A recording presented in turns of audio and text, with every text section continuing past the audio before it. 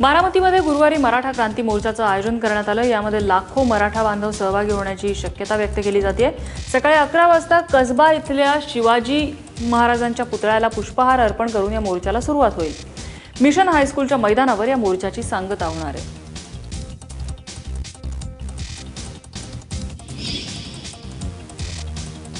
दैनिक सामनाच्या पुरवणीत मराठा मूक मोर्चा विरोधात छापलेल्या व्यंगचित्राचे पडसाद सांगलीत दिसून आले। सांगली युवक काँग्रेस आणि मराठा क्रांती मोर्चाच्या संयोजकांच्या वतीने विविध ठिकाणी सामना दैनिकाची होळी करण्यात आली। सामना विरोधात जोरदार घोषणाबाजी करत कार्यकर्त्यांनी या व्यंगचित्राचा तीव्र निषेध केला।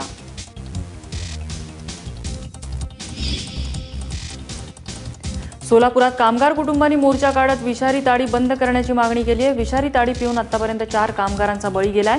याचा निषेध करण्यासाठी हे आंदोलन करण्यात आलं।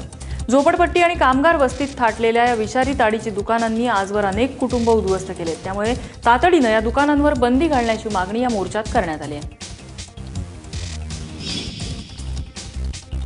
पिंपरी चिंचवड महापालिकेतील स्थायी समितीने ऐनवेळी मंजूर केलेल्या कोट्यवधी रुपयांचे प्रस्ताव आणि वाढीव निधी याची चौकशी करण्याची मागणी करण्यात येते। या मुद्द्यावरून भाजपने सत्ताधारी राष्ट्रवादी काँग्रेस विरोधात घोषणाबाजी करत ठिय्या आंदोलन केलं। हा एकूण 135 कोटींचा घोटाळा असल्याचा आरोप भाजपने केलाय। सर्वसाधारण सभेपूर्वी या भ्रष्टाचारावर चर्चा करून चौकशीचे आदेश देण्याची मागणी केली जाते। विना अनुदानित शाळांना 20% अनुदान मिळवण्यासाठी शाळांचा निकाल 100% लागला पाहिजे असा GR शालेय शिक्षण विभागाने काढलाय। गडचिरोलीतल्या कायम विना अनुदानित शाळा कृती समितीने या GRचा तीव्र निषेध करत तो जाळून टाकला।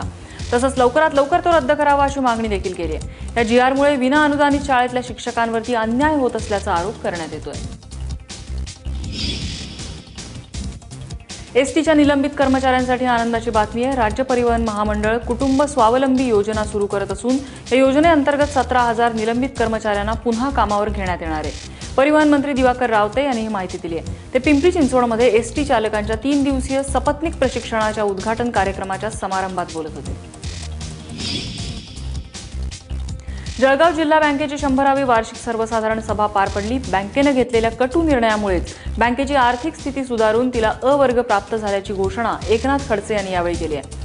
अजूनही अनेक सहकारी सूत गिरण्या आणि साखर कारखान्यांकडे थकबाकी असून ती लवकरात लवकर वसूल करण्याचा प्रयत्न सुरू असल्याचं त्यांनी सांगितलं।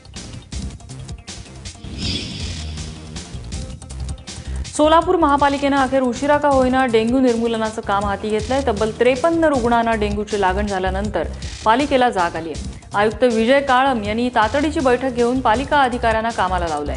याआधी डेंग्यूचे रुग्ण सापडत असतानाही पालिकेने डेंग्यूची साथ नसल्याचा दावा केलेला होता। अहमदनगर शहरात सर्वत्र खड्ड्यांचं साम्राज्य दिसून येतंय। शहरात रस्ते कमी आणि खड्डे जास्त अशी परिस्थिती असल्यामुळे नागरिकांचा संताप झालाय। वाहन चालवत असताना चालकांना मोठी कसरत करावी लागते। त्यातच खड्ड्यातून खडी वाळू उखडून दुखापत होऊ लागलेली आहे। धुळीचं साम्राज्य वाढल्यामुळे श्वसनाचे आजारही बळावलेत। मात्र पालिका त्याकडे दुर्लक्ष करत असल्यामुळे लोकांमधला संताप वाढतोय। सटाणा तालुक्यातल्या किकवारी गावातल्या एका शेतात भारतीय लष्कराचं चिन्ह असलेली पेटी जप्त करण्यात आली होती। या पेटीतले गुपित फुटलेलं असून त्यात एक पितळी घंटा असल्याचं उघड झालंय। या पेटीचा तपास करण्यासाठी पोलीस, ATS, बॉम्बशोधक पथक या साऱ्यांनीच प्रयत्न केले। मात्र त्यात काय आहे हे कळू शकलं नव्हतं। अखेर एका निर्जन स्थळी ही पेटी उघडली असता त्यामध्ये एक पितळी घंटा आढळून आली। तालुक्यामधील एका भोंदू बाबाचं हे कृत्य असल्याचा संशय व्यक्त केला जातोय। गडचिरोलीतून तेलंगणाकडे होणारी अवैध रेती वाहतूक पकडण्यात आलेली आहे। महसूल विभागाला माहिती मिळाल्यानंतर 15 ट्रक रेती आणि 5.5 लाखांचा दंड त्यांना आकारण्यात आलेला आहे। गेल्या काही महिन्यातच गडचिरोलीतल्या सिरोंचामधून मोठ्या प्रमाणात अवैध रेती उपसा या ठिकाणी केला जात होता आणि वाहतूकही केली जाते। गेल्या काही महिन्यात जिल्हाधिकाऱ्यांनी कारवाई करत 1,80,000चा महसूल गोळा केलेला आहे। अमरावती जिल्ह्यातल्या अंजनगाव सुरजी मार्गावर मंगळवारी मध्यरात्री एका शेतात तरुणाची गळा चिरून हत्या करण्यात आली आहे। अमर सुखदेव साबळे असं या तरुणाचं नाव असून तो मैत्रेयचा एजंट म्हणून काम करायचा। रात्री 11 वाजता अमर दुचाकीवरून दर्यापूरहून चिंचोलीकडे निघाला होता। रात्री 12च्या सुमाराला लेहगाव इटकी परिसरात अज्ञात आरोपींनी त्याची हत्या केली आणि मृतदेह रस्त्याच्या कडेला फेकून दिला आहे।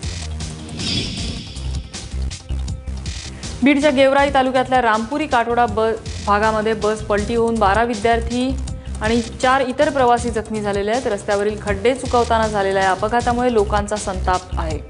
अपघातात जखमींना गेवराईच्या उपजिल्हा रुग्णालयात दाखल करण्यात आले तर गंभीर जखमींना जिल्हा रुग्णालयात हलवण्यात आले.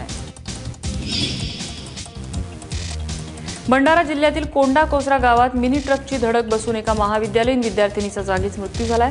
स्वाती मैदनकर असं या तरुणीचं नाव असून तिच्यासोबत असलेले इतर 3 विद्यार्थी गंभीर जखमी झाले. अपघातानंतर ट्रक चालकाने पळ काढला. संतप्त ग्रामस्थांनी या ट्रकला जागेवरच जाळून टाकलंय.